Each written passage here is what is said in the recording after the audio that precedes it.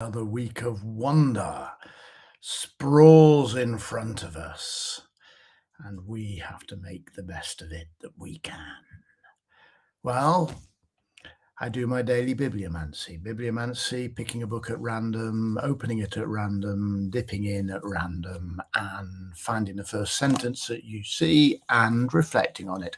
Having spent yesterday reflecting on an image of one person reaching out their hand to another so that both can get safely across the river, an image from Toni Morrison's Beloved. Today, my hand fell on Lord Byron, his poetical works. So we're starting the day, it seems, starting the week, it seems, with a bit of poetry. I have no idea how this is going to go. It's been a while since that book's opened, because I flicked through it and opened it and dust flew off. Anyway, I've opened it. Let me see what falls to my eye. Along this hall and up and down, some squatted upon their hams, were occupied at chess.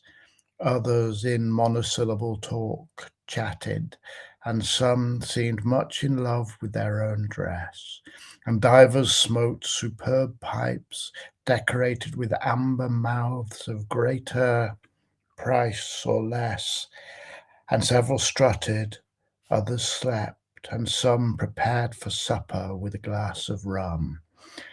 Well, there we go. Book Canto 5 from Don Juan by Lord Byron. What a cinematic piece of writing. I mean, it wasn't cinematic when he wrote it, because cinema hadn't been written. But now we would think of that as cinema, wouldn't it? Wouldn't we? That sense of the unknown, the new place that the observer has come into. All human life is here, some sleeping, some talking, some playing chess, some with expensive things, some with poor things. Everybody waiting, this rich tapestry of the unknown life. And two things really come to me there. First of all is, I have been fortunate in my life to have been to many places. And the feeling of both connection and disconnection when I walk into an atmosphere or an environment that feels strange to me. I am of the world and also separate to the world. Don Juan by Lord Byron seems to suggest that. And secondly, Byron, although he had a lot of experience with travel, was also digging deep into his imagination, creating worlds from his imagination, and then finding how to articulate those worlds in ways that other people could taste and smell them. And so it is that now, 200 years later, when did Byron die? Must be sometime middle of the 19th century, what he says here, actually.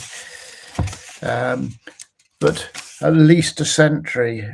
He died in 1824. Well, there we go. We're at his 200th anniversary next year. Here we are, 300th, 18, 19, 20, no, 200th anniversary.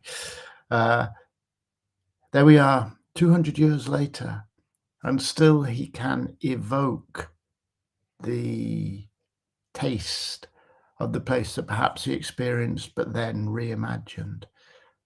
The power of the book, the power of words as a technology of communication, and the power of the imagination to enable us to see into one another's possibilities. A little bit of poetry to start us for the day. Whatever your week starts with, I hope it's magnificent.